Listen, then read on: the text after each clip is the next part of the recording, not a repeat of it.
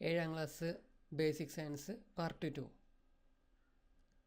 അതിൽ 6ാമത്തെ ചാപ്റ്ററിൽ താപം നിത്യജീവിതത്തിൽ താപത്തിൻ്റെ പ്രേഷണ രീതികളെ കുറിച്ചൊക്കെയാണ് ഈ ചാപ്റ്ററിൽ പറയുന്നത്. ഓൾറെഡി നമ്മൾ കണ്ടിട്ടുള്ള കാര്യങ്ങളൊക്കെ തന്നെയാണ്. പദാർത്ഥങ്ങളുടെ അവസ്ഥയിൽ മാറ്റം വരുത്താൻ കഴിയുന്ന ഊർജ്ജരൂപമാണ് താപം. താപപ്രേഷണം, താപം ഒരിടത്ത് നിന്ന് മറ്റൊരിടത്തേക്ക് പ്രവഹിക്കുന്നതാണ് താപപ്രേഷണം. അത് 3 തരത്തിലുണ്ട്. ഒന്നാമത്തെ ചാലനം. ലോഹക്കമ്പിയുടെ ഒരറ്റത്ത് താപം ലഭിക്കുമ്പോൾ ആ ഭാഗത്തുള്ള തന്മാത്രകൾ താപം സ്വീകരിച്ച് തൊട്ടടുത്തുള്ള തന്മാത്രകളിലേക്ക് കൈമാറ്റം ചെയ്യുന്നു. ഇത്തരത്തിൽ താപം കൈമാറി പ്രേഷണം ചെയ്യപ്പെടുന്ന രീതിയാണ് ചാലനം. ഖരവസ്തുക്കളിൽ താപപ്രേഷണം ചെയ്യപ്പെടുന്നത് ചാലനം വഴിയാണ്. തന്മാത്രകൾ അവിടെ മൂവ് ചെയ്യുന്നില്ല. തന്മാത്രകൾ തൊട്ടടുത്ത തന്മാത്രകളിലേക്കാണ് താപത്തിന് കൊണ്ടുപോകുന്നത്. ഖരപദാർത്ഥങ്ങളിൽ മാത്രമാണ് ചാലനം നടക്കുന്നത്. ഇനി സുജാലകങ്ങളും കുജാലകങ്ങളും, അതായത് കണ്ടക്ടറും അതുപോലെ നോൺ കണ്ടക്ടർ അല്ലെങ്കിൽ ഇൻസുലേറ്റർ എന്നൊക്കെ പറയാം. ചാലനം വഴി താപം നന്നായി കടത്തിവിടുന്ന വസ്തുക്കളെ സുജാലകങ്ങൾ എന്നും താപം നന്നായി കടത്തിവിടാത്ത വസ്തുക്കളെ കുജാലകങ്ങൾ എന്നും പറയാം. ഇൻസുലേറ്റേഴ്സ് എന്ന് പറയുമ്പോൾ ഇലക്ട്രിക്കലിൻ്റെ ഫീൽഡിൽ വരും. ഇത് കണ്ടക്ടറും നോൺ കണ്ടക്ടറുമാണ്, സുജാലകങ്ങളും കുജാലകങ്ങളും. ഇനി അതിൻ്റെ യൂസും കാര്യങ്ങളൊക്കെ പറയുന്നത്. അടുത്തത് സംവഹനം. വാതകങ്ങളിലും ദ്രാവകങ്ങളിലും തന്മാത്രകളുടെ സ്ഥാനമാറ്റം മുഖേന നടക്കുന്ന താപപ്രേഷണ രീതിയാണ് സംവഹനം. അപ്പോൾ പോയിൻ്റ്, വാതകങ്ങളിലും ദ്രാവകങ്ങളിലുമാണ് സംവഹനം നടക്കുന്നത്. ഇവിടെ തന്മാത്രകളുടെ സ്ഥാനമാണ് മാറി മാറി പോകുന്നത്. അതാണ് സംവഹനം. ഇനി ഭൂമിക്ക് താപം ലഭിക്കുന്നത് മുഖ്യമായും സൂര്യനിൽ നിന്നാണെന്ന് നമുക്കറിയാം. സൂര്യൻ്റെ ചൂട് ഭൂമിയിൽ എത്തുന്നത് എങ്ങനെയാണ്? സൂര്യനും ഭൂമിക്കും ഇടയിൽ ഏതാണ്ട് 15 കോടി കിലോമീറ്റർ ഉണ്ട്. ഓക്കെ, അതിൻ്റെ ഇടയിൽ എവിടെയും മാധ്യമമില്ല. ചാലനം മുഖേനയോ സംവഹനം മുഖേനയോ ചൂട് പ്രസരിപ്പിക്കാൻ അവിടെ സാധിക്കില്ല. അവിടെ നടക്കുന്നത് വികിരണമാണ്. മാധ്യമത്തിൻ്റെ സഹായമില്ലാതെ താപം പ്രേഷണം ചെയ്യപ്പെടുന്ന രീതിയാണ് വികിരണം. വികിരണം വഴി എല്ലാ ദിശയിലേക്കും താപം പ്രേഷണം ചെയ്യപ്പെടുന്നു. സൂര്യൻ്റെ താപം ഭൂമിയിൽ എത്തുന്നത് വികിരണം വഴിയാണ്. ഇരുണ്ടതോ പരുപരുത്തതോ ആയ പ്രതലങ്ങളെക്കാൾ വെളുത്തതോ മിനുസമുള്ളതോ ആയ പ്രതലങ്ങൾ വികിരണ താപത്തെ കൂടുതൽ പ്രതിഫലിപ്പിക്കും. അതായത് നമ്മുടെ തേപ്പൂട്ടിയുടെ താഴെ സ്മൂത്ത്നെസ് ഇല്ലേ, അതിനൊക്കെ വേണ്ടിയിട്ടാണ്. ഖരവസ്തുക്കളുടെ താപീയ വികാസം, അതായത് താപം ലഭിക്കുമ്പോൾ ഏതൊരു വസ്തുവും വികസിക്കും, അതുപോലെ തണുക്കുമ്പോൾ സങ്കോചിക്കും. ഖരവസ്തുക്കളുടെ കേസിൽ സെയിം തന്നെ. താപം ലഭിക്കുമ്പോൾ ഖരവസ്തുക്കൾ വികസിക്കുന്നു, തണുക്കുമ്പോൾ സങ്കോചിക്കുന്നു. ഖരവസ്തുവായാലും ദ്രാവകമായാലും വാതകമായാലും സെയിം തന്നെയാണ് പറയുന്നത്. ഇനി ദ്രാവകങ്ങൾ ചൂടാകുമ്പോൾ വികസിക്കുന്നു, തണുക്കുമ്പോൾ സങ്കോചിക്കുന്നു. വാതകങ്ങളും ചൂടാക്കുമ്പോൾ വാതകങ്ങൾ വികസിക്കുന്നു, തണുക്കുമ്പോൾ സങ്കോചിക്കുന്നു. അതിൻ്റെ പരീക്ഷണങ്ങളൊക്കെ ഇവിടെ പറഞ്ഞിട്ടുണ്ട്. സാധാരണ അവസ്ഥയിൽ മനുഷ്യൻ്റെ ശരീര താപനില 37 ഡിഗ്രി സെൽഷ്യസ്. അത് ചോദിക്കുന്നത് ഫാരൻഹീറ്റില്ല. 98.6 ഡിഗ്രി ഫാരൻഹീറ്റാണ് മനുഷ്യ ശരീരത്തിൻ്റെ താപനില. 98.6 ഡിഗ്രി ഫാരൻഹീറ്റ്. ലബോറട്ടറികൾ യൂസ് ചെയ്യുന്ന ലബോറട്ടറി തെർമോമീറ്റർ, ഇതിൽ കൂടുതലായിട്ടൊന്നും പറയുന്നില്ല. ഇനി കടൽക്കാറ്റും കരക്കാറ്റും.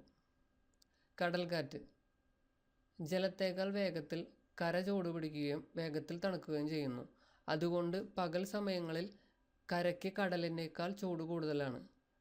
കരയോട് തൊട്ട് മുകളിലുള്ള വായു ചൂടുപിടിക്കുന്നു. ഈ വായു വികസിച്ച് മുകളിലേക്ക് പോകുന്നു. കരയുമായി താരതമ്യപ്പെടുത്തുമ്പോൾ കടലിന് മുകളിലുള്ള വായു തണുത്തതാണ്. കരയിലെ ചൂടുപിടിച്ച വായു മുകളിലേക്ക് പോകുമ്പോൾ കടലിന് മുകളിലുള്ള തണുത്ത വായു ഈ സ്ഥലത്തേക്ക് വന്നു ചേരും. ഇങ്ങനെയാണ് കടൽക്കാറ്റ് ഉണ്ടാകുന്നത്. അതായത് രാവിലെ പകൽ സമയങ്ങളിൽ കടലിൽ നിന്ന് വീശുന്നതുകൊണ്ട് കടൽക്കാറ്റെന്നാണ് പറയുന്നത്. ഇനി കരക്കാറ്റ്. കടലിനേക്കാൾ വേഗത്തിൽ കര തണുക്കുന്നു. അതിനാൽ കടലിന് മുകളിലുള്ള വായുവിന് താരതമ്യേന ചൂട് കൂടുതലാണ്. അതിനാൽ കടലിന് മുകളിലെ വായുവാകും കൂടുതൽ വികസിച്ചിരിക്കുക.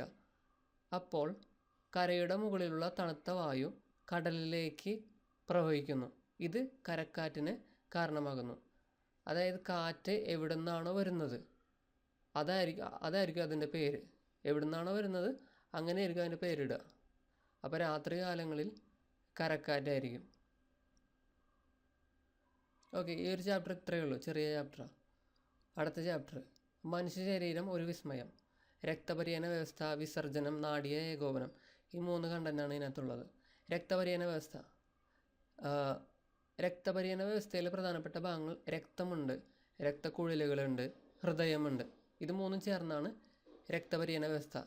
ചെറുകുടലിലെ വില്ലസുകൾ ആഗിരണം ചെയ്യുന്ന പോഷക ഘടകങ്ങളും ശ്വസനഫലമായി ലഭിക്കുന്ന ഓക്സിജനും കോശങ്ങളിൽ എത്തുന്നു. ഈ ധർമ്മങ്ങളെല്ലാം നിർവഹിക്കുന്നത് രക്തമാണ്. ഹൃദയത്തിൽ നിന്ന് ഓക്സിജനും പോഷകങ്ങളും അടങ്ങിയ രക്തം ശരീരത്തിൻ്റെ എല്ലാ ഭാഗത്തും എത്തിക്കുന്നതും ശരീരത്തിൻ്റെ വിവിധ ഭാഗങ്ങളിൽ നിന്ന് കാർബൺ ഡൈ ഓക്സൈഡ് കലർന്ന രക്തം ഹൃദയത്തിൽ തിരിച്ചെത്തുന്നതുമാണ് രക്തപര്യന വ്യവസ്ഥയുടെ ഒരു പ്രധാന രക്തം. ഹീമോഗ്ലോബിൻ എന്ന വർണ്ണവസ്തുവിൻ്റെ സാന്നിധ്യമാണ് രക്തത്തിൻ്റെ ചുവപ്പ് നിറത്തിന് കാരണം. ഹീമോഗ്ലോബിൻ്റെ പ്രധാന ഘടകങ്ങൾ ഇരുമ്പും പ്രോട്ടീനുകളുമാണ്. അപ്പോൾ ഹീമോഗ്ലോബിനിൽ പ്രധാനമായിട്ടും ഇരുമ്പും പ്രോട്ടീനുകളുമാണ്. അതാണ് ഇരുമ്പടങ്ങിയ ഭക്ഷണം കഴിക്കണം എന്ന് പറയുന്നത്. ഹീമോഗ്ലോബിൻ്റെ ഉൽപ്പാദനം കൂടാൻ വേണ്ടിയിട്ടാണ്. ഓക്കെ, ഇനി ശ്വാസകോശത്തിൽ നിന്ന് കോശങ്ങളിലേക്ക് ഓക്സിജൻ എത്തിക്കുകയും കോശങ്ങളിൽ നിന്ന് കാർബൺ ഡൈ ഓക്സൈഡ് ശ്വാസകോശങ്ങളിലേക്ക് കൊണ്ടുവരികയും ചെയ്യുന്നതിൽ രക്തത്തിലെ ഹീമോഗ്ലോബിൻ പ്രധാന പങ്ക് വഹിക്കുന്നു. അപ്പോൾ ശ്വാസകോശത്തിൽ നിന്ന് ഓക്സിജനെ കോശങ്ങളിലേക്ക് എത്തിക്കുന്നതും ഇനി കോശങ്ങളിലെ പ്രവർത്തന ഫലമായിട്ട് കാർബൺ ഡൈ ഓക്സൈഡിനെ തിരിച്ച് ശ്വാസകോശത്തിലേക്ക് എത്തിക്കുകയും രക്തമാണ് ചെയ്യുന്നത്. അതിലെ ഹീമോഗ്ലോബിനാണ് ഈ പ്രധാന കാര്യം ചെയ്യുന്നത്, ഹീമോഗ്ലോബിൻ. ഇനി രക്തത്തിലെ ഘടകങ്ങളും അതിൻ്റെ ധർമ്മങ്ങളും. പ്ലാസ്മ. ഏകദേശം 55% പ്ലാസ്മയാണ് രക്തത്തിലുള്ളത്. 55. ബാക്കി രക്തകോശങ്ങളാണുള്ളത്. അപ്പോൾ 55% പ്ലാസ്മയുണ്ട്. പ്ലാസ്മയുടെ ഫീച്ചേഴ്സ് എന്ന് പറയുന്നത് രക്തത്തിൻ്റെ ദ്രാവക ഭാഗമാണ് പ്ലാസ്മ. ഇളം മഞ്ഞ നിറമാണ് പ്ലാസ്മയ്ക്കുള്ളത്. ഗ്ലൂക്കോസിനെ കോശങ്ങളിൽ എത്തിക്കുന്നത് പ്ലാസ്മയാണ്. ഇതൊരു പോയിൻ്റാണ്. ഗ്ലൂക്കോസിനെ കോശങ്ങളിൽ എത്തിക്കുന്നത് പ്ലാസ്മയാണ്. രക്തത്തിലെ പ്ലാസ്മയാണ് ഗ്ലൂക്കോസിനെ കോശത്തിലേക്ക് എത്തിക്കുന്നത്. ഇനി പ്ലേറ്റ്ലെറ്റ്. രക്തം കട്ടപിടിക്കുന്നതിന് സഹായിക്കുന്ന ഘടകമാണ് പ്ലേറ്റ്ലെറ്റ്.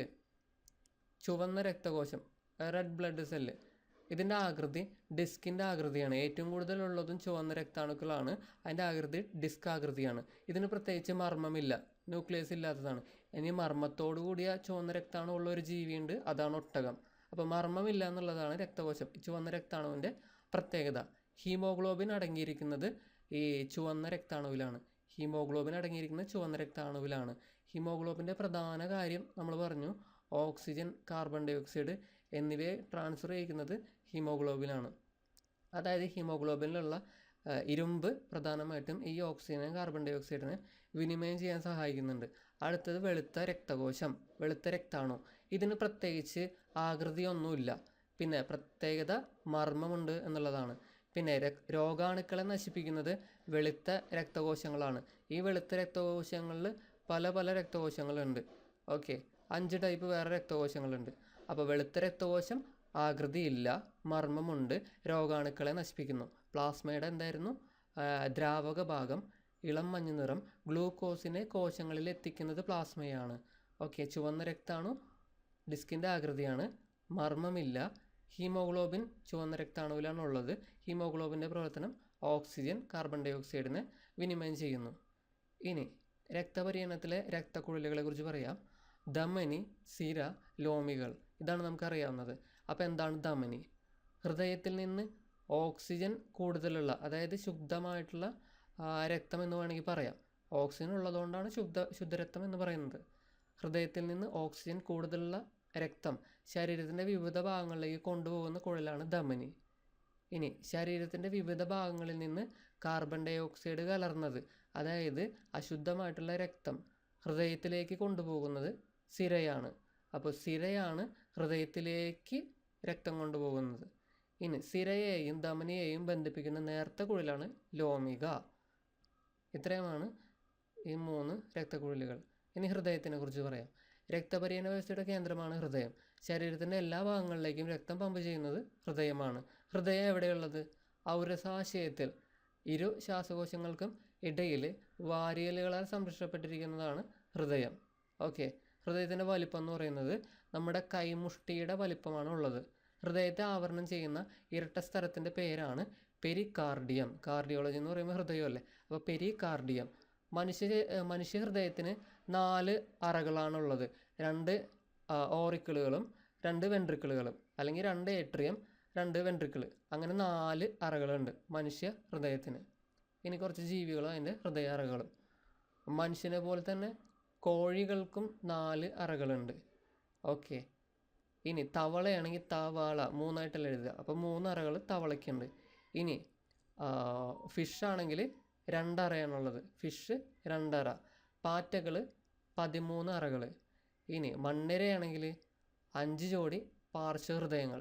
മണ്ണിരയാണെങ്കിൽ 5 ജോഡി പാർശ്വഹൃദയങ്ങൾ, 5 ജോഡി പാർശ്വഹൃദയങ്ങൾ. അപ്പോൾ പക്ഷിയിലും 4 ഹൃദയം തന്നെയാണ് ഉള്ളത്. അപ്പോൾ പക്ഷി ആയിക്കോട്ടെ കോഴി ആയിക്കോട്ടെ 4ആണുള്ളത്. ഓക്കെ, ഉരകങ്ങൾ എടുക്കുകയാണെങ്കിൽ അതിനും 3 അറകളാണുള്ളത്. പക്ഷേ മുതലയുടെ കേസ് വരുമ്പോൾ മുതലയ്ക്ക് 4 അറകളുണ്ട്. ഓക്കെ, തവളയ്ക്ക് 3 അറകളേ ഉള്ളൂ. ഇഴജന്തുക്കൾ ഉരകം അത് 3 അറകളാണുള്ളത്. ഓക്കെ, ഇനി ഹൃദയസ്പന്ദനവും പൾസും എന്താണ്? ഹൃദയം ഒരു പ്രാവശ്യം സങ്കോചിക്കുകയും പൂർവ്വസ്ഥിതി പ്രാപിക്കുകയും ചെയ്യുന്നതാണ് ഹൃദയസ്പന്ദനം. ആരോഗ്യമുള്ള ഒരാളുടെ ഹൃദയം മിനിറ്റിൽ 72 തവണ സ്പന്ദിക്കും. ഇതാണ് ഹൃദയസ്പന്ദന നിരക്ക്. ഹൃദയസ്പന്ദനത്തിൻ്റെ ഫലമായി ധമനികളിൽ തരംഗചലനം ഉണ്ടാകുന്നതാണ് പൾസ്. ഹൃദയസ്പന്ദനത്തിൻ്റെ ഫലമായി ധമനികളിൽ തരംഗചലനം ഉണ്ടാകുന്നതാണ് പൾസ്. ഹൃദയസ്പന്ദന നിരക്കും പൾസിൻ്റെ നിരക്കും തുല്യമാണ്. ഇനി ഒരാളുടെ ഹൃദയം മിനിറ്റിൽ 72 തവണയാണെങ്കിൽ 1 തവണ അടിക്കണമെങ്കിൽ 0.8 സെക്കൻഡ് വേണ്ടി വരും. ഓക്കെ, റെനെ ലെനക്ക് കണ്ടുപിടിച്ചത് സ്റ്റെതസ്കോപ്പാണ്. ഹൃദയസ്പന്ദനം പരിശോധിക്കുന്നതിന് ഉപയോഗിക്കുന്ന ഉപകരണമാണ് സ്റ്റെതസ്കോപ്പ്. റെനെ ലെനക്കാണ് ഇത് ആദ്യമായി നിർമ്മിച്ചത്. ഓക്കെ, ഹൃദയത്തിൻ്റെ ആരോഗ്യത്തിനെ പറ്റി നമുക്കറിയാവുന്ന കാര്യങ്ങൾ. കൊഴുപ്പടങ്ങിയ ആഹാരങ്ങൾ കൂടുതലായിട്ട് കഴിക്കാൻ പാടില്ല. പുകവലി, മദ്യപാനം പാടില്ല. ജീവിതശൈലി രോഗങ്ങളും ഹൃദയത്തിനെ ബാധിക്കും. വ്യായാമം ചെയ്തില്ലെങ്കിലും ഹൃദയത്തിനെ ബാധിക്കും. ജസ്റ്റ് ഒരു പോയിന്റുകളാണ്. ഇനി മുറിവുണ്ടായാൽ ചെയ്യേണ്ട പ്രാഥമിക ശുശ്രൂഷകൾ. ശുദ്ധജലം ഉപയോഗിച്ച് മുറിവ് വൃത്തിയാക്കുക. മുറിവിൽ അമർത്തിപ്പിടിക്കുക. ഓക്കെ, രക്തയോട്ടം പുറത്തേക്ക് ബ്ലഡ് പോകാണ്ടിരിക്കാൻ മുറിവിൽ അമർത്തിപ്പിടിക്കണം. ഇനി കയ്യിലാണ് മുറിവെങ്കിൽ കൈ ഉയർത്തിപ്പിടിക്കണം ബ്ലഡ് പോകാണ്ടിരിക്കാൻ. രക്തപ്രവാഹം നിലയ്ക്കുന്നില്ലെങ്കിൽ ശുദ്ധമായ തുണിയോ ബാൻഡേജോ കൊണ്ട് പൊതിഞ്ഞു കെട്ടുക. വേഗത്തിൽ വൈദ്യസഹായം ലഭ്യമാക്കുക. ഹൃദയം മാറ്റിവെക്കൽ. ഗുരുതരമായ ഹൃദ്രോഗമുള്ളവർക്ക് ഹൃദയം മാറ്റിവെക്കൽ ശസ്ത്രക്രിയ നടത്താറുണ്ട്. മസ്തിഷ്ക മരണം സംഭവിച്ച വ്യക്തികളുടെ ഹൃദയമെടുത്ത് രോഗിയിൽ വച്ചു പിടിപ്പിക്കുകയാണ് സാധാരണ ചെയ്യാറുള്ളത്. 1967 സൗത്ത് ആഫ്രിക്കയിൽ ക്രിസ്റ്റ്യൻ ബെർണാഡാണ് ആദ്യമായിട്ട് ഹൃദയം മാറ്റിവെക്കൽ ചെയ്തത്. അപ്പോൾ 1967 ഡോക്ടർ ക്രിസ്റ്റ്യൻ ബെർണാഡ് ഹൃദയം മാറ്റിവെച്ചത് ലോകത്തിലാദ്യമായി. രക്തദാനം, മഹാദാനം. ആരോഗ്യമുള്ള ഒരാളുടെ ശരീരത്തിൽ ഏകദേശം 5.5 ലിറ്റർ രക്തമുണ്ടാവും. 5.5 ലിറ്റർ രക്തമുണ്ടാവും. ഓക്കെ, 18 വയസ്സ് പൂർത്തിയായി കഴിഞ്ഞാൽ 18 തൊട്ട് 60 വയസ്സ് വരെ നമുക്ക് രക്തദാനം ചെയ്യാൻ പറ്റും. 300 ml ആണ് രക്തദാനം ചെയ്യുക. 3 മാസം കൂടുമ്പോഴാണ് ഇത് ചെയ്യുന്നത്. ഓക്കെ, ഗർഭിണികളും അവരൊന്നും ചെയ്യാൻ പാടില്ല. ഇതൊക്കെ നമുക്ക് അറിയാവുന്ന കാര്യങ്ങളാണ്. ഇനി വിസർജന വ്യവസ്ഥ. ദഹനം, രക്തപര്യനം എന്നൊക്കെ നമ്മൾ പഠിച്ചു. ഇനി വിസർജനം.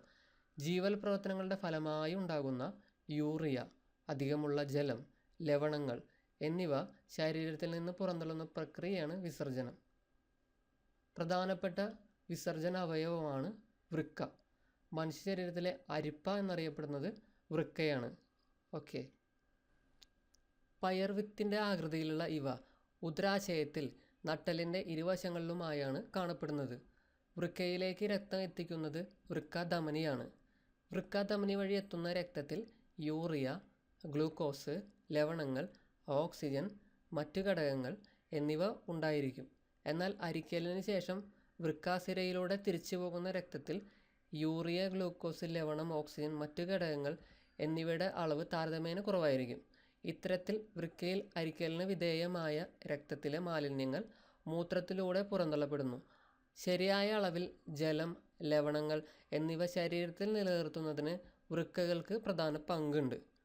ശരിയായ അളവിൽ ജലവും ലവണവും ശരീരത്തിൽ നിലനിൽക്കുന്നതിന് വൃക്കയ്ക്ക് പ്രധാന പങ്കുണ്ട്. ആരോഗ്യമുള്ള ഒരാളുടെ വൃക്കകൾ ഒരു ദിവസം ശരാശരി 1.5 ലിറ്റർ മൂത്രം ഉൽപ്പാദിപ്പിക്കുന്നുണ്ട്. അപ്പോൾ ശരാശരി ഒരു ദിവസം പോകുന്ന മൂത്രം 1.5 ലിറ്റർ. ഇനി വൃക്കയുടെ സംരക്ഷണത്തിന് ഡോക്ടർ പറയുന്ന കാര്യങ്ങളാണ്. ദിവസവും വ്യായാമം ചെയ്യണം. പുകവലി, മദ്യപാനം പാടില്ല. ഉപ്പിൻ്റെ അമിത ഉപയോഗം പാടില്ല. അനാവശ്യമായി മരുന്ന് ഉപയോഗിക്കുന്നത് കുറയ്ക്കുക. ദിവസവും 12 ഗ്ലാസ് വെള്ളം കുടിക്കണം. കൃത്രിമ പാനീയങ്ങൾ പാടില്ല. ഇതൊക്കെയാണ് പറയുന്നത്. ഇനി വൃക്ക മാറ്റിവെക്കൽ, ജസ്റ്റ് 18 വയസ്സ് പൂർത്തിയാകണം എന്നൊക്കെയാണ് പറയുന്നത്. വേറെ ഒന്നുമില്ല. ഒരേ ബ്ലഡ് ഗ്രൂപ്പ് ഉള്ളവർക്ക് പാടുള്ളൂ എന്നൊക്കെ പറയുന്നുണ്ട്.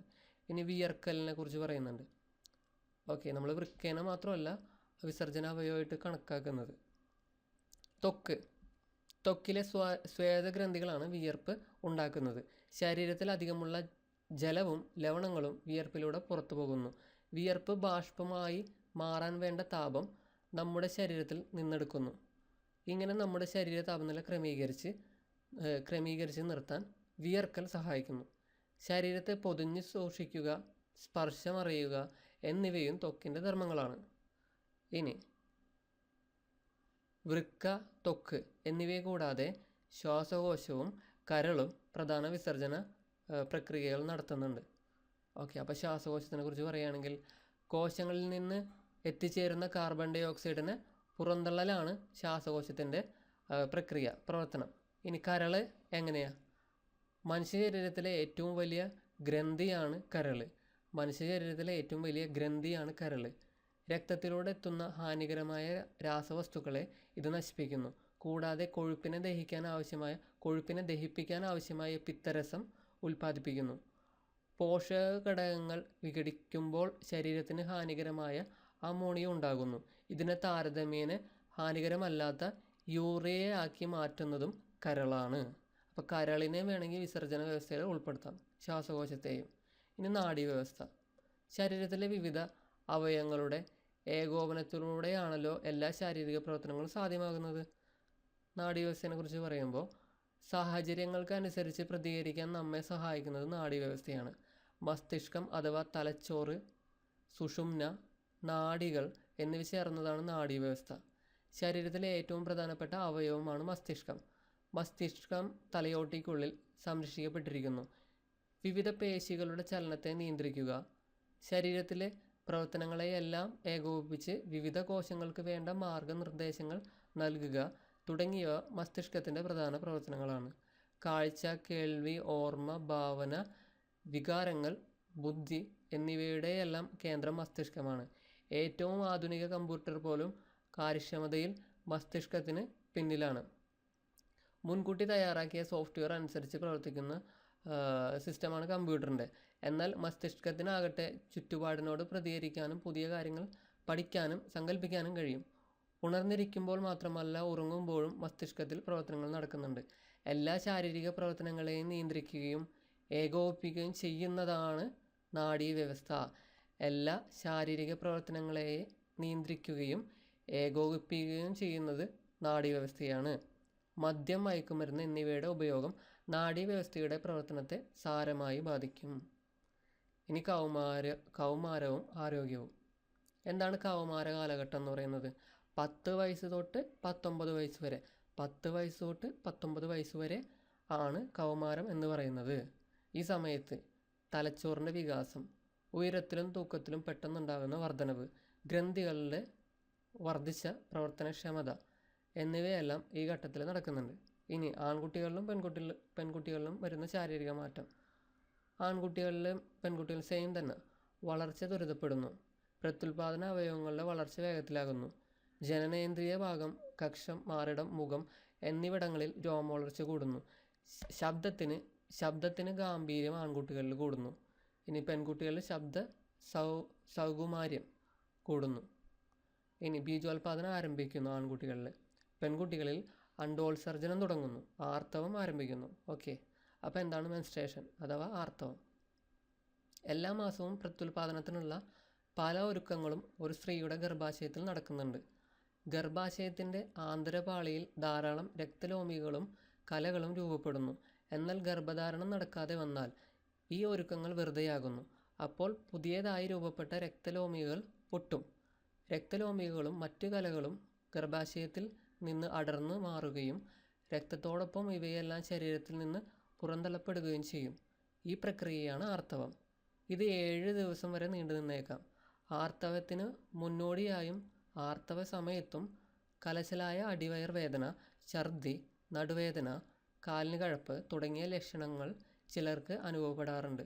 ചിലർക്ക് അമിത ദേഷ്യം, ഉത്കണ്ഠ എന്നിവ ഉണ്ടായേക്കാം. ആർത്തവം ഏകദേശം ഓരോ 28 ദിവസം കൂടുമ്പോഴും ഉണ്ടാകേണ്ട ഒരു ശാരീരിക പ്രവർത്തനമാണ്. ഇതിൽ ചെറിയ തോതിൽ ഏറ്റക്കുറച്ചിലുകൾ ഉണ്ടായേക്കാം. ആർത്തവം കൃത്യമായി ഉണ്ടായില്ലെങ്കിൽ ഡോക്ടറെ സമീപിക്കേണ്ടതാണ്. ഓക്കെ, പിന്നെ മെൻസ്ട്രൽ കപ്പിനെ കുറിച്ച് പറയുന്നുണ്ട്, നാപ്കിനെ കുറിച്ച് പറയുന്നുണ്ട്. പിന്നെ കൗമാരകാലത്തെ ഭക്ഷണ രീതി. കൗമാരകാലത്ത് ശരീര വളർച്ച ദ്രുതഗതിയിലായിരിക്കും നടക്കുക. ആർത്തവ സമയത്ത് പെൺകുട്ടികൾക്ക് ശരാശരി 0.6 ലിറ്റർ രക്തം നഷ്ടപ്പെടുന്നു. ഓക്കെ, അതുകൊണ്ട് തന്നെ അങ്ങനെയുള്ള ഭക്ഷണങ്ങൾ ഉൾപ്പെടുത്തണം. 0.6 ലിറ്റർ നഷ്ടപ്പെടുന്നു. ഓക്കെ, പിന്നെ ഈ പോക്സോൻ്റെയും കാര്യങ്ങളെ കുറിച്ചൊക്കെയാണ് പറയുന്നത്. ഇനി ചൈൽഡ് ഹെൽപ്പ് ലൈൻ 1098. ഓക്കെ, ഈ ഒരു ചാപ്റ്ററിൽ ഇത്ര കാര്യങ്ങളുള്ളൂ. ഇനി ആകാശ വിസ്മയങ്ങൾ, സൂര്യഗ്രഹണം, ചന്ദ്രഗ്രഹണം അതൊക്കെ വരുന്നതാണ് ഈ ചാപ്റ്ററിൽ. ഓക്കെ, നിഴലും പ്രകാശവും. എല്ലാ അധാര്യ വസ്തുക്കൾക്കും നിഴലുണ്ട്. അതായത് അധാര്യ വസ്തുക്കൾക്ക് നിഴലുണ്ടാകാൻ സാധിക്കുകയുള്ളൂ. പ്രകാശ സ്രോതസ്സിൻ്റെ എതിർദിശയിലായിരിക്കും നിഴൽ രൂപപ്പെടുന്നത്. ഗോളാകൃതിയിലുള്ള വസ്തുക്കൾക്ക് മാത്രമേ എപ്പോഴും വൃത്താകൃതിയിലുള്ള നിഴൽ ഉണ്ടാവുകയുള്ളൂ. ഗോളാകൃതിയിലുള്ള വസ്തുക്കൾക്ക് മാത്രമേ എപ്പോഴും വൃത്താകൃതിയിലുള്ള നിഴൽ ഉണ്ടാകുകയുള്ളൂ. ഓക്കെ, ചന്ദ്രഗ്രഹണം. ചന്ദ്രൻ ഭൂമിയെ പരിക്രമണം ചെയ്യുമ്പോൾ ചില സമയങ്ങളിൽ ഭൂമി ചന്ദ്രനും സൂര്യനും ഇടയ്ക്ക് വരാറുണ്ട് നേർരേഖയിൽ. ഈ സമയം ഭൂമിയുടെ നിഴലിലായിരിക്കും ചന്ദ്രൻ. ഇതാണ് ചന്ദ്രഗ്രഹണം. അതായത് ചന്ദ്രനെ കാണാൻ കഴിയില്ല. സൂര്യപ്രകാശം ഭൂമിയിൽ തട്ടി ഭൂമിയുടെ നിഴൽ ഭാഗത്ത് ചന്ദ്രൻ വരും. അതാണ് ചന്ദ്രഗ്രഹണം. ആകാശത്ത് ദൃശ്യമാകുന്ന മനോഹര പ്രതിഭാസങ്ങളിൽ ഒന്നാണ് ചന്ദ്രഗ്രഹണം. പൂർണ്ണഗ്രഹണ സമയത്ത് ചന്ദ്രൻ്റെ നിറം ഓറഞ്ച് കലർന്ന ചുവപ്പ് നിറത്തിൽ മങ്ങിയാണ് കാണപ്പെടുന്നത്. അപ്പോൾ പൂർണ്ണ ഗ്രഹണ സമയത്ത് ചന്ദ്രൻ്റെ നിറം വെറുതെ ചോദിക്കുകയാണെങ്കിൽ ഓറഞ്ച് കലർന്ന ചുവപ്പ് നിറത്തിൽ മങ്ങിയാണ് കാണപ്പെടുന്നത്. ഓക്കെ, ഇനി ചന്ദ്രൻ സൂര്യനെ മറയ്ക്കുന്നത് കൊണ്ടാണ് ആ സമയം സൂര്യനെ കാണാൻ സാധിക്കാത്തത്. ഇതാണ് സൂര്യഗ്രഹണം. ഭൂമിയെ പരിക്രമണം ചെയ്യുമ്പോൾ ചന്ദ്രൻ അപൂർവമായി ഭൂമിക്കും സൂര്യനും ഇടയിൽ നേർരേഖയിൽ വരുന്നു. ഈ സമയം ചന്ദ്രൻ്റെ നിഴൽ ഭൂമിയിൽ വീഴുന്നു. ചന്ദ്രൻ്റെ നിഴൽ വീഴുന്ന പ്രദേശത്തുള്ളവർക്ക് ചന്ദ്രൻ്റെ മറവ് കാരണം സൂര്യനെ കാണാൻ സാധിക്കുകയില്ല. ഇതാണ് സൂര്യഗ്രഹണം. ചന്ദ്രൻ്റെ നിഴൽ വീഴുന്ന പ്രദേശത്തുള്ളവർക്ക് മാത്രമാണ് സൂര്യഗ്രഹണം ദൃശ്യമാകുന്നത്. എന്ന് വെച്ചാൽ ആ ഒരു പ്ലാനറ്റിൻ്റെ ആ ഒരു ചന്ദ്രൻ്റെ വലിപ്പം കുറവാണ്. ആ നിഴലിൽ ഇത്രയും വലിയ ഭൂമിയെ ഫുള്ളായിട്ട് കവർ ചെയ്യാൻ പറ്റില്ല. അതുകൊണ്ടാണ് ആ പ്രദേശത്തുള്ളവർക്ക് സൂര്യനെ കാണാൻ പറ്റാതെ വരുന്നത്. ഓക്കെ, ആ ഒരു പ്ലാനറ്റിൻ്റെയൊക്കെ വലിപ്പം ആ നിഴലിനെ ഡിപ്പെൻഡ് ചെയ്തിരിക്കും. അപ്പോൾ ജസ്റ്റ് ഇങ്ങനെ അറിഞ്ഞു വെച്ചാൽ മതി. ഇനി സൂര്യഗ്രഹണങ്ങൾ 3 ടൈപ്പ് ഉണ്ട്. പൂർണ്ണ സൂര്യഗ്രഹണം, വലയ സൂര്യഗ്രഹണം, ഭാഗിക സൂര്യഗ്രഹണം. പൂർണ്ണ സൂര്യഗ്രഹണം, വലയ സൂര്യഗ്രഹണം, ഭാഗിക സൂര്യഗ്രഹണം. നിരീക്ഷിക്കേണ്ട മാർഗ്ഗങ്ങൾ നമുക്കറിയാവുന്നതാണ്. ഓക്കെ, ടെലസ്കോപ്പിലൂടെയും അതിലൂടെയൊന്നും ഡയറക്റ്റ് നോക്കരുത്. ഗ്രഹണം മുൻകൂട്ടി അറിയാവുന്ന സോഫ്റ്റ്വെയർ ഇതൊന്നുമില്ല. ഓക്കെ, സൂര്യപ്രകാശം ചന്ദ്രനിൽ തട്ടി പ്രതിപതിച്ച് വരുന്നതാണ് നിലാവെളിച്ചം. ചന്ദ്രൻ്റെ ഉപരിതലം പരുപരുത്തതാണ്. അങ്ങനെയെങ്കിൽ നിലാവെളിച്ചം ഉണ്ടാകുന്നത് പ്രതിപതനം മൂലമാണല്ലോ. നമ്മൾ പഠിച്ചിട്ടുണ്ട്. ക്രമപ്രതിപതനം മൂലമല്ല, വിസരിത പ്രതിപതനം മൂലമാണ്. ഓക്കെ, മിനുസമായിട്ടാണെങ്കിൽ അവിടെ ക്രമപ്രതിപതനവും വിസരിതമായിട്ടുള്ള റഫായിട്ടുള്ള പ്രദേശങ്ങളിൽ വിസരിത പ്രതിപതനവുമാണ് നടക്കുന്നത്. ഓക്കെ, അപ്പം നിലാവ് ചന്ദ്രോപരിതലത്തിൽ പതിക്കുന്ന സൂര്യപ്രകാശം വിസരിതമായി പ്രതിപതിച്ച് ഭൂമിയിൽ എത്തുന്നതാണ് നാം രാത്രിയിൽ കാണുന്ന നിലാവ്. ഓക്കെ, വിസരിത പ്രതിപതനമാണ് അവിടെ നടക്കുന്നത്. ഇനി അമാവാസിയും പൗർണമിയും. ചന്ദ്രൻ്റെ നിഴൽ ഭാഗം പൂർണ്ണമായും ഭൂമിക്ക് അഭിമുഖമായി വരുന്ന ദിവസമാണ് അമാവാസി അഥവാ കർത്തവാവ് എന്ന് പറയുന്നത്. ഈ ദിവസം നമുക്ക് ചന്ദ്രനെ കാണാൻ സാധിക്കില്ല. ചന്ദ്രൻ്റെ പ്രകാശിത ഭാഗം പൂർണ്ണമായും ഭൂമിക്ക് അഭിമുഖമായി വരുന്നതാണ് പൗർണമി അഥവാ വെളുത്തവാവ്. ചന്ദ്രൻ്റെ പ്രകാശിത ഭാഗത്തിൻ്റെ പകുതിയും നിഴൽ ഭാഗത്തിൻ്റെ പകുതിയും ഭൂമിക്ക് അഭിമുഖമായി വരുമ്പോഴാണ് അർദ്ധചന്ദ്രനെ കാണുന്നത്. ഇനി വൃദ്ധിക്ഷയങ്ങൾ എന്ന് വെച്ചാൽ എന്താണ്? Waxing and waning. വൃദ്ധിക്ഷയം. ചന്ദ്രൻ്റെ പ്രകാശിത ഭാഗം ഭൂമിയിൽ നിന്ന് കാണുന്നത് കറുത്തവാവ് മുതൽ വെളുത്തവാവ് വരെ കൂടി വരികയാണെങ്കിൽ അതിനെ വെളുത്തപക്ഷം എന്ന് പറയുന്നു, അതായത് വൃദ്ധി എന്ന് പറയുന്നു. അതായത് ചന്ദ്രൻ്റെ പ്രകാശിത ഭാഗം പ്രകാശം കൂടിയാണ് വരുന്നതായിട്ട് നമുക്ക് തോന്നുന്നതെങ്കിൽ അതിനെ വൃദ്ധി എന്ന് പറയും. ഇനി ചന്ദ്രൻ്റെ പ്രകാശിത ഭാഗം ഭൂമിയിൽ നിന്ന് കാണുന്നത് വെളുത്തവാവ് മുതൽ കറുത്തവാവ് വരെ കുറഞ്ഞു വരുന്നതായിട്ടാണ് നമുക്ക് തോന്നുന്നതെങ്കിൽ അതിനെ ക്ഷയം എന്നാണ് പറയുന്നത്, അതായത് കറുത്തപക്ഷം. ഓക്കെ, ഭൂമിയെ പരിക്രമണം ചെയ്യുന്ന ചന്ദ്രൻ്റെ പ്രകാശിത ഭാഗവും നിഴൽ ഭാഗവും ഭൂമിയിൽ നിന്ന് കാണുന്നതിൻ്റെ വ്യത്യാസങ്ങളാണ് ഈ വൃദ്ധിക്ഷയങ്ങൾ. ഇനി നമ്മുടെ ചന്ദ്രയാൻ. ചന്ദ്രൻ്റെ ദക്ഷിണ ധ്രുവത്തിനരികിൽ ആദ്യമായി ഇറങ്ങുന്ന പേടകമാണ് ഇന്ത്യയുടെ അഭിമാനമായ ചന്ദ്രയാൻ 3. 2023 ജൂലൈ 14 വിക്ഷേപിച്ച ചന്ദ്രയാൻ 3 2023 ഓഗസ്റ്റ് 23 ചന്ദ്രൻ്റെ ദക്ഷിണ ധ്രുവത്തിൽ സുരക്ഷിതമായി ഇറങ്ങി. ചന്ദ്രനിൽ സോഫ്റ്റ് ലാൻഡിംഗ് നടത്തുന്ന 4ാമത് രാജ്യം കൂടിയാണ് ഇന്ത്യ. ഭാവിയിൽ ചന്ദ്രനിൽ നിന്ന് പാറയും മണ്ണും ഭൂമിയിൽ എത്തിക്കാനുള്ള ചന്ദ്രയാൻ ദൗത്യങ്ങളുമായി ISRO മുന്നേറുകയാണ്. മനുഷ്യനെ ബഹിരാകാശത്ത് എത്തിക്കാനുള്ള ഗഗൻയാൻ, ചൊവ്വ പരീക്ഷണ വാഹനമായ മംഗൾയാൻ 2 എന്നിവയെല്ലാം ISROയുടെ ഭാവി ദൗത്യങ്ങളാണ്. ഓക്കെ, ഇനി ഇതിനെക്കുറിച്ചൊക്കെ കൂടുതൽ അറിയണമെങ്കിൽ isr.gov.in സന്ദർശിക്കുക. ഓക്കെ, അമാവാസി മുതൽ അമാവാസി വരെ എത്ര ദിവസങ്ങളാണെന്ന് ചോദിക്കുന്നത്. ഇവിടെ ഒരു പോയിന്റ് ഉണ്ട്. ഭൂമിയെ ഒരു തവണ പരിക്രമണം ചെയ്യാൻ ചന്ദ്രന് 27 ദിവസമാണ് വേണ്ടത്. അത് നമുക്കറിയാവുന്നതാണ്. ഇനി ചന്ദ്രദിനം എന്ന് പറയുന്നത് 27 ഓക്കെ, ഭൂമിയിലെ 27 ഒരു ചന്ദ്രദിനം. ഓക്കെ, ഇനി അമാവാസി മുതൽ അമാവാസി വരെ ഭൂമിക്ക് ഒരു തവണ സൂര്യനെ പരിക്രമണം ചെയ്യാൻ 365 ദിവസം വേണം. ചന്ദ്രൻ ഭൂമിയെ ഒരു തവണ പരിക്രമണം ചെയ്യുമ്പോൾ ഭൂമി ചന്ദ്രനുമൊത്ത് സൂര്യന് ചുറ്റും പരിക്രമണ പാതയിൽ കുറച്ച് ദൂരം സഞ്ചരിച്ചിട്ടുണ്ടാകും. ഭൂമിക്കുണ്ടാകുന്ന ഈ സ്ഥാനമാറ്റം കാരണം ചന്ദ്രകലകൾ ആവർത്തിച്ച് കാണാൻ ചന്ദ്രന് അതേ പാതയിൽ കുറച്ചുകൂടി ദൂരം സഞ്ചരിക്കേണ്ടി വരുന്നു. ഇതിന് 2 ദിവസത്തിലധികം സമയം വേണ്ടിവരും. അതുകൊണ്ടാണ് കർത്തവാവ് മുതൽ അടുത്ത കർത്തവാവ് വരെ 29.5 ദിവസം വരുന്നത്. അപ്പോൾ കർത്തവാവ് മുതൽ അടുത്ത കർത്തവാവ് വരെ എത്ര ദിവസങ്ങളാണെന്ന് വെച്ചാൽ 29 ദിവസങ്ങൾ വരുന്നുണ്ട്. ഓക്കെ, ഈ ഒരു ചാപ്റ്ററിൽ ഇത്രയേ ഉള്ളൂ. ഇനി അടുത്ത ചാപ്റ്റർ നോക്കാം. പരിസ്ഥിതിയെ നോവിക്കാതെ. മാലിന്യങ്ങളെക്കുറിച്ചാണ്, പ്രത്യേകിച്ചൊന്നുമില്ല. ഓക്കെ, ഇനി പ്ലാസ്റ്റിക് ഉൾപ്പെടെയുള്ള മാലിന്യങ്ങൾ കത്തിക്കുമ്പോൾ ഉണ്ടാകുന്ന വിഷവാതകങ്ങൾ ഏതൊക്കെയാണെന്ന്. കാർബൺ മോണോക്സൈഡ്, സൾഫർ ഡൈ ഓക്സൈഡും നൈട്രജൻ ഡൈ ഓക്സൈഡും. ഇനി കുറച്ച് പർട്ടിക്കുലർ മാറ്റേഴ്സ് ഉണ്ട്, അതായത് പദാർത്ഥങ്ങളുടെ സൂക്ഷ്മ കണികകൾ വരുന്നുണ്ട്, പിന്നെ ഡയോക്സിൻ വരുന്നുണ്ട്. ഓക്കെ, ഇനി അതിൻ്റെ അനന്തരഫലം, ആരോഗ്യ പ്രശ്നം എന്താണെന്ന് നോക്കാം. ജസ്റ്റ് ഇങ്ങനെ കേട്ടിരുന്നാൽ മതി. കാർബൺ മോണോക്സൈഡ് ശ്വസിച്ചാൽ കുറഞ്ഞ അളവിൽ പോലും ശരീരത്തിലെത്തുമ്പോൾ തലവേദന, ക്ഷീണം, കാഴ്ചമങ്ങൽ, ഓർമ്മക്കുറവ് എന്നീ പ്രശ്നങ്ങൾ ഉണ്ടാകുന്നു. കൂടിയ അളവിൽ കാർബൺ മോണോക്സൈഡ് ശ്വസിച്ചാൽ മരണം സംഭവിക്കും. ഓക്കെ, കൂടിയ അളവിൽ കാർബൺ മോണോക്സൈഡ് ശ്വസിച്ചാൽ മരണം സംഭവിക്കും. ഇനി സൾഫർ ഡൈ ഓക്സൈഡും നൈട്രജൻ ഓക്സൈഡും. സൾഫർ ഡൈ ഓക്സൈഡ് ഹൃദയ സംബന്ധമായ ശ്വാസകോശ സംബന്ധമായും അസുഖങ്ങൾ ഉണ്ടാക്കും. നൈട്രജൻ ഡൈ ഓക്സൈഡ് ആണെങ്കിൽ ശ്വാസകോശ രോഗങ്ങളെ കാരണമാക്കുന്നുണ്ട്. ഇനി പർട്ടിക്കുലർ മാറ്റേഴ്സാണ് ശ്വസിക്കുന്നതെങ്കിൽ ചൊറിച്ചിലുണ്ടാകും, കണ്ണുകളിൽ ചൊറിച്ചിലുണ്ടാകും, അലർജി, ആസ്മ, ശ്വാസകോശ ക്യാൻസറുകൾ വരെ ഉണ്ടാകും. ഓക്കെ, ഇനി ഡയോക്സിൻ്റെ പ്രധാന പോയിന്റ്, ക്യാൻസർ ഉണ്ടാകാനുള്ള സാധ്യത വർദ്ധിപ്പിക്കുന്നത് ഡയോക്സിനുകളാണ്. തൈറോയിഡുകളുമായി ബന്ധപ്പെട്ട പ്രശ്നങ്ങളും ശ്വാസകോശ രോഗങ്ങളും ഉണ്ടാക്കുന്നത് ഡയോക്സിനാണ്. ഓക്കെ, ജസ്റ്റ് അറിഞ്ഞിരുന്നാൽ മതി. കാർബൺ മോണോക്സൈഡ് ശ്വസിച്ചാൽ മരിച്ചു എന്ന് അറിഞ്ഞിരിക്കുക. ഡയോക്സിനുകൾ ക്യാൻസറിന് സാധ്യതയുണ്ടാക്കും എന്നറിഞ്ഞിരിക്കുക. ഓക്കെ, ഇനി നമ്മുടെ അന്തരീക്ഷ വായുവിൽ ഉള്ള ഘടകങ്ങൾ: 78% നൈട്രജൻ ഉണ്ട്, 21% ഓക്സിജൻ ഉണ്ട്, 0.04% കാർബൺ ഡൈ ഓക്സൈഡ് ഉണ്ട്, മറ്റുള്ളവ 0.96. അപ്പോൾ nitrogen 78, oxygen 21, carbon dioxide 0.04%, മറ്റുള്ളവ 0.96%. ഇത് അറിഞ്ഞിരിക്കുക.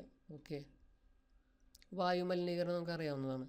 അന്തരീക്ഷ വായുവിൽ പുകയും വിഷവാതകങ്ങളും മറ്റു രാസപദാർത്ഥങ്ങളും കലരുന്നത് കൊണ്ടാണ് വായുമലിനീകരണം സംഭവിക്കുന്നത്. അഗ്നിപർവ്വത സ്ഫോടനം, ഭൂകമ്പം, ഭൂകമ്പം, അഗ്നിപർവ്വത സ്ഫോടനം, ഭൂകമ്പം തുടങ്ങിയ പ്രകൃതി പ്രതിഭാസങ്ങളും കാട്ടുതീയും വായുമലിനീകരണത്തിന് കാരണമാകാറുണ്ട്. മനുഷ്യരുടെ വിവേചനരഹിതമായ പ്രവർത്തനങ്ങളാണ് വായുമലിനീകരണത്തിൻ്റെ പ്രധാന കാരണം. ഇനി നമ്മുടെ വീട്ടിൽ വയ്ക്കുന്ന പാചകമാണെങ്കിൽ പോലും വായുമലിനീകരണം ഉണ്ടാക്കുന്നുണ്ട്. Carbon dioxide, carbon monoxide, nitrogen dioxide പദാർത്ഥങ്ങളുടെ സൂക്ഷ്മ കണികകൾ തുടങ്ങിയ രാസവസ്തുക്കളാണ് പ്രധാനമായും നമ്മൾ പാചകം ചെയ്യുമ്പോഴൊക്കെ പുറത്തു വരുന്നത്. ഓക്കെ, അതില്ലാണ്ടിരിക്കാനായിട്ട്, അത് കുറയ്ക്കാൻ വേണ്ടിയിട്ട് ചിമ്മിനി നിർമ്മിക്കാനും മതിയായ വെന്റിലേഷനും, അതായത് പൂർണ്ണമായിട്ടും കത്തിത്തീരണം. ഭാഗികമായിട്ടാണ് ഈ സാധനങ്ങളൊക്കെ കത്തുന്നതെങ്കിൽ, വിറകൊക്കെ കത്തുന്നതെങ്കിൽ കാർബൺ മോണോക്സൈഡൊക്കെ എളുപ്പമുണ്ടാകും. ഓക്കെ, അപ്പോൾ ഇതൊക്കെ ജസ്റ്റ് ചെറിയ ചെറിയ കണ്ടന്റുകളാണ്. ഇനി വാഹനങ്ങളും വായുമലിനീകരണവും. പെട്രോൾ, ഡീസൽ തുടങ്ങിയ ഇന്ധനങ്ങൾ ഉപയോഗിച്ച് വാഹനങ്ങളിലെ എൻജിൻ പ്രവർത്തിക്കുമ്പോൾ സൾഫർ ഡൈ ഓക്സൈഡും നൈട്രജൻ ഡൈ ഓക്സൈഡും കാർബൺ മോണോക്സൈഡും പദാർത്ഥങ്ങളുടെ സൂക്ഷ്മകണികകളും പുറത്തു വരുന്നുണ്ട്. അപ്പോൾ സൾഫർ ഡൈ ഓക്സൈഡിൻ്റെ പ്രധാന ഔട്ട്പുട്ട് എവിടെ നിന്നാണെന്ന് വെച്ചാൽ വാഹനങ്ങളുടെ പുകയിൽ നിന്നാണ്.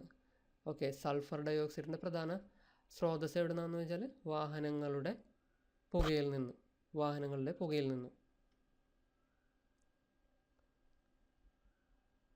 ഓക്കെ, അത് പരിഹരിക്കാൻ വേണ്ടി പച്ച നിറമുള്ള നെയിം പ്ലേറ്റ് വെച്ച് ഇലക്ട്രിക് വാഹനങ്ങൾ കൂടുതൽ വരുന്നുണ്ട്. ഇലക്ട്രിക് വാഹനങ്ങൾ ഉപയോഗിക്കുന്നത് മൂലം അന്തരീക്ഷ മലിനീകരണം കുറയ്ക്കാമെന്നാണ് ഇവർ പറയുന്നത്. ഓക്കെ, ഇനി ജലമലിനീകരണത്തിലേക്ക് വരുമ്പോൾ ഭൂമിയിൽ 2 ഭാഗവും ജലമാണെന്നറിയാലോ. ഓക്കെ, ആ ജലത്തിൽ 97% സമുദ്രജലമാണ്. 3% ശുദ്ധജലമാണ്. അതായത് ഉപ്പ് കലരാത്ത ജലം, ശുദ്ധജലം 3%. ആ 3%-ൽ ഏകദേശം 69% മഞ്ഞുകട്ടകളും 30% ഭൂഗർഭജലവും 0.3% മാത്രമേ നമുക്ക് കിട്ടുന്നുള്ളൂ, ഉപരിതല ഇതായിട്ട് കിട്ടുന്നുള്ളൂ. അപ്പം 3% ശുദ്ധജലമാണെന്ന് അറിഞ്ഞു വയ്ക്കുക. ആ 3% നമുക്ക് കിട്ടില്ല. അതിൽ 69% മഞ്ഞുപാളികളിലും 30% ഭൂമിക്കടിയിലും 0.3% മാത്രം ഉപരിതലത്തിലുള്ളൂ, അതായത് കായലുകൾ, നദികളൊക്കെ ആയിട്ട്.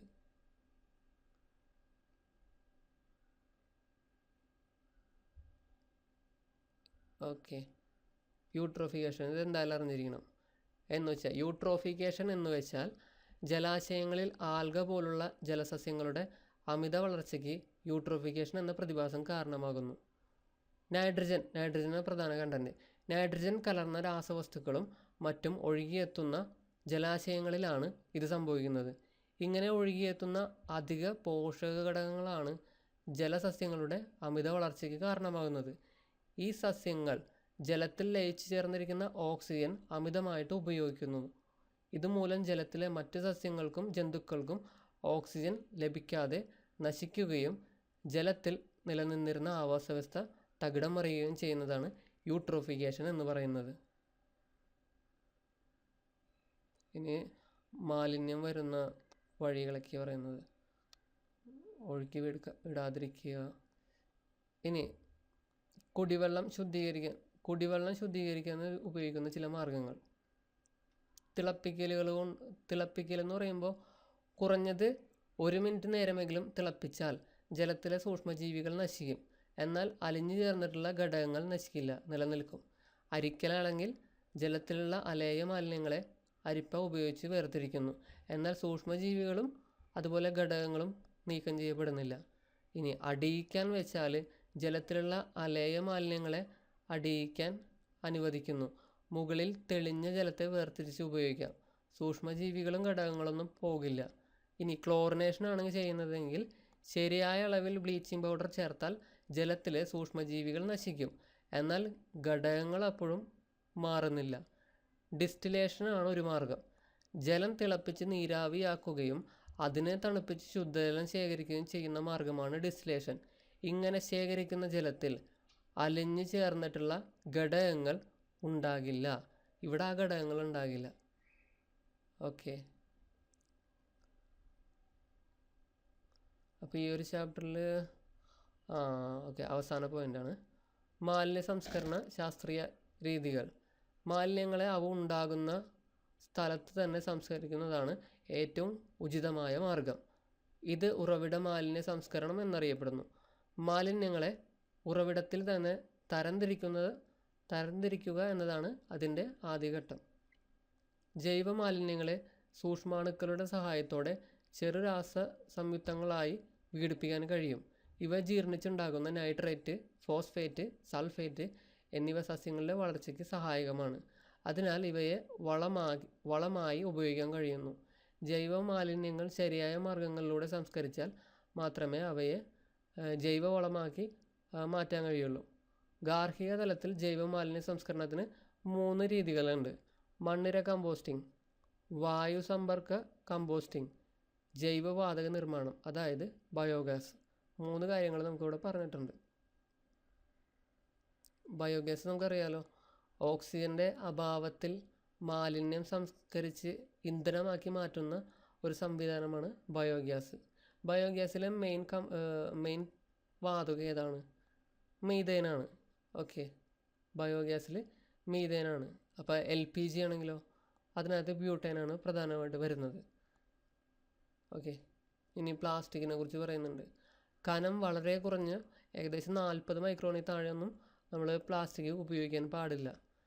കനം വളരെ കുറഞ്ഞ പ്ലാസ്റ്റിക് ഉൽപ്പന്നങ്ങൾ പുനഃചംക്രമണത്തിന് വിധേയമാക്കാൻ കഴിയില്ല. ഇവിടെ പ്ലാസ്റ്റിക്കിൻ്റെ 3R പറയുന്നുണ്ട്. 3 Rകൾ എന്തൊക്കെയാണ്? പ്ലാസ്റ്റിക്കിനെ കുറിച്ച് 3 Rകൾ എന്തൊക്കെയാണ് പറയുന്നത്? ആദ്യം റെഡ്യൂസ്, അതായത് ഉപയോഗം കുറയ്ക്കുക. പിന്നെ പറയുന്നുണ്ട് റീയൂസ്, അതായത് വീണ്ടും വീണ്ടും ഉപയോഗിച്ച് തന്നെ ഉപയോഗിക്കുക. പിന്നെ റീസൈക്കിൾ, അതായത് പുനഃചംക്രമണം ചെയ്യുക. അപ്പം 3R എന്തൊക്കെയാണ്? Reduce, reuse, recycle. ഉപയോഗം കുറയ്ക്കുക, പുനരുപയോഗം ചെയ്യുക, പുനഃചംക്രമണം ചെയ്യുക. ഈ 3 Rകളും പഠിക്കണം. ഒരു തവണ ചോദിച്ചിട്ടുണ്ട്. ഓക്കെ, ഹരിതകർമ്മസേനയെ കുറിച്ച് പറഞ്ഞിട്ടുണ്ട്. ഓക്കെ, അവരുടെ ആപ്പാണ് ഹരിതമിത്രം. അപ്പോൾ ഇത്രയുമാണ് ഈ ഒരു ഭക്ഷണം അവസാന ചാപ്റ്ററാണ്. ഈ ഒരു ചാപ്റ്ററിൽ എങ്ങനെ പ്രിസർവേഷനും കാര്യങ്ങളൊക്കെ പറയുന്നത്, അതുപോലെ മീൻ എങ്ങനെ സെലക്ട് ചെയ്യാം, ജസ്റ്റ് ആവശ്യമുള്ളത് മാത്രം ജസ്റ്റ് നോക്കി പോവാം. ഈ ശർക്കരയിൽ അമിതമായിട്ട് ചേർത്ത് വരുന്നൊരു കെമിക്കലിനെ കുറിച്ച് ഇവിടെ പറഞ്ഞിട്ടുണ്ട്, റൊഡോമിൻ ബി. ഓക്കെ, ഇത് ചെറിയ അളവിൽ പോലും ശരീരത്തിന് ക്യാൻസർ കോശങ്ങൾ ഉണ്ടാക്കുന്നുണ്ട്. ഓക്കെ, ശരീരത്തിനുള്ളിലെത്തിയാൽ ക്യാൻസർ പോലുള്ള മാരക രോഗങ്ങൾക്ക് കാരണമാകും. Rhodamine B. Okay, rhodamine B ശർക്കരയിൽ ചേർക്കുന്നൊരു മായമാണ്. മായം ചേർക്കലിൻ്റെ ഡെഫിനിഷൻ പറഞ്ഞിട്ടുണ്ട്.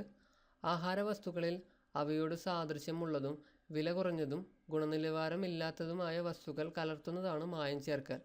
ഒരു പദാർത്ഥത്തിൽ നിന്ന് ഗുണമേന്മയുള്ള ഘടകങ്ങൾ നീക്കം ചെയ്ത ശേഷം വിൽക്കുന്നതും ഗുണനിലവാരം ഉണ്ടെന്ന് തോന്നിപ്പിക്കാൻ അനധികൃതമായി നിറങ്ങൾ ചേർക്കുന്നതും മായം ചേർക്കൽ തന്നെയാണ്. ഓക്കെ, ഇവിടെ നമ്മുടെ തേനിൻ്റെ മായത്തിനെ കുറിച്ച് പറയുന്നുണ്ട്. ഒരു കോട്ടൺ തിരി തേനിൽ മുക്കി കത്തിക്കുക. അത് നന്നായി കത്തുന്നുണ്ടെങ്കിൽ മായം ചേരാത്തതാണ്. എന്നാൽ കത്തിക്കുമ്പോൾ പൊട്ടലും ചീറ്റലും ഉണ്ടെങ്കിൽ അതിൽ മായം ചേർത്തിട്ടുണ്ട്. ഇനി ഒരു ഗ്ലാസ് വെള്ളത്തിൽ തേൻ ഒഴിച്ചാലോ താഴത്തേക്ക് പോവുകയാണെങ്കിൽ അത് നല്ലതാണ്, കലരയാണെങ്കിൽ അത് കൊള്ളില്ല. ഇനി മഞ്ഞളിൽ നമ്മളെങ്ങനെയാണ് കണ്ടെത്തുക? ഒരു ഗ്ലാസ് ടംബ്ലറിൽ കുറച്ച് വെള്ളം എടുക്കുക, അതിലൊരു നുള്ള് മഞ്ഞൾപ്പൊടി വിതറുക. അത് നേരെ താഴേക്ക് വന്ന് അടിയുകയാണെങ്കിൽ മഞ്ഞൾ നല്ലതാണ്. കലർന്നാൽ മഞ്ഞൾ നല്ലതല്ല. വെളിച്ചെണ്ണയാണെങ്കിൽ അതൊന്ന് ഫ്രീസറിൽ വെക്കുക. ഫുള്ളായിട്ട് കട്ട പിടിച്ചാൽ അത് നല്ലതാണ്. പിന്നെയും ദ്രാവകം പോലെ നിൽക്കുകയാണെങ്കിൽ അത് നല്ലതല്ല.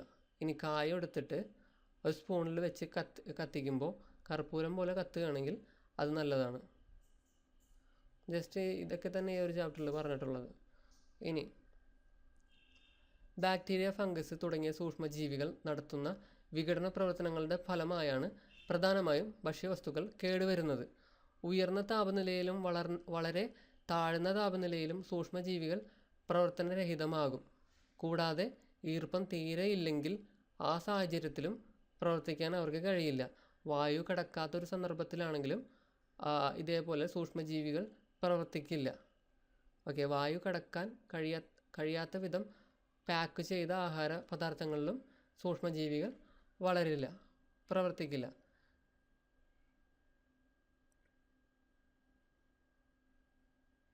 ഓക്കെ, ഇവിടെ ഉപ്പിലിടുന്നതും അതുപോലെ പഞ്ചസാര ലായനിയിലിടുന്നതും സൂക്ഷ്മജീവികളെ നശിപ്പിച്ച് കളയുന്ന പ്രവർത്തനങ്ങളാണ്. ഇപ്പോൾ നമ്മൾ ഒരു മാങ്ങ ഉപ്പിലിടുക എന്ന് വയ്ക്കുക. ഓക്കെ, അവിടെ നടക്കുന്നത് ഇതുപോലെ ഉപ്പിലിട്ട് വയ്ക്കുന്ന ഭക്ഷണ സാധനങ്ങളിൽ നിന്ന് ജലാംശം ഉപ്പ് ലായനിയിലേക്ക് വരുന്നു. അതായത് ആ ഒരു മാങ്ങയാണ് അതിൽ കിടക്കുന്നതെങ്കിൽ ആ മാങ്ങയ്ക്കുള്ളിലുള്ള ജലാംശവും അതിനകത്തുള്ള ജലാംശങ്ങൾ നേരെ ഉപ്പിലേക്ക് പോകും. ഭക്ഷണ സാധനങ്ങളിൽ നിന്ന് മാത്രമല്ല, അവയോടൊപ്പമുള്ള സൂക്ഷ്മജീവികളിലും കോശങ്ങളിലുള്ള ജലാംശവും ഉപ്പ് വലിച്ചെടുക്കുന്നു. സൂക്ഷ്മജീവികളുടെ കോശങ്ങളിൽ നിന്ന് ജലം നഷ്ടപ്പെടുമ്പോൾ അവ നശിച്ചു പോകുന്നു. ഓക്കെ, അതാണ് ഉപ്പിലിട്ടത് കേടുവരില്ല എന്ന് പറയുന്നത്. ഓക്കെ, ഇനി പാസ്ചറൈസേഷനെ കുറിച്ച് പറഞ്ഞിട്ടുണ്ട്. ഇത് നോക്കി വയ്ക്കുക. അതായത് പാല് കേടുവരാതെ സൂക്ഷിക്കുന്ന ഒരു മാർഗ്ഗമാണ് പാസ്ചറൈസേഷൻ. അതെങ്ങനെ ചെയ്യുക? 70 ഡിഗ്രി സെൽഷ്യസിൽ 30 സെക്കൻഡ് വരെ ചൂടാക്കും. എന്നിട്ട് 10 ഡിഗ്രി സെൽഷ്യസിലേക്ക് പെട്ടെന്ന് തണുപ്പിക്കും. ഇങ്ങനെ ചെയ്യുമ്പോൾ പെട്ടെന്നുള്ള താപവ്യതിയാനം മൂലം പാലിലെ സൂക്ഷ്മജീവികളുടെ കോശസ്തരം പൊട്ടുകയും അവ നശിച്ചു പോവുകയും ചെയ്യുന്നു. ഈ രീതിയാണ് പാസ്ചറൈസേഷൻ. ഇത് കണ്ടെത്തിയത് ഫ്രഞ്ച് ശാസ്ത്രജ്ഞനായ ലൂയി പാസ്റ്ററാണ്.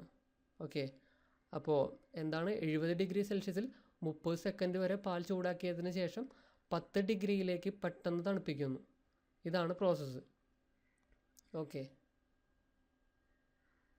ഇത് നമുക്കറിയാവുന്ന പുറം കടലിൽ പോകുന്ന ബോട്ടുകളിൽ മീനിനെ പിടിച്ചാൽ അത് കേടുവരാതിരിക്കാൻ ഐസിൽ ഇടും. ഐസ് നിർമ്മിക്കുമ്പോൾ വെള്ളം വേഗം ഘനീഭവിക്കുന്നതിനും അലിഞ്ഞു പോകാതിരിക്കുന്നതിനും താഴ്ന്ന താപനില ലഭിക്കുന്നതിനും വേണ്ടി അമോണിയം ക്ലോറൈഡ് എന്ന രാസവസ്തു ചേർക്കുന്നുണ്ട്. ഇതൊട്ടും ശരീരത്തിന് നല്ലതല്ല. ഓക്കെ, ഇത് നമ്മൾ നേരത്തെ പറഞ്ഞു പോയിട്ടുണ്ട്. വളരെ താഴ്ന്ന താപനിലയിൽ സൂക്ഷ്മജീവികൾ പ്രവർത്തിക്കില്ല. അപ്പോൾ ഇത്രയും കാര്യങ്ങളാണ് ഈ ഒരു ചാപ്റ്ററിൽ പറയുന്നത്. ഓക്കെ.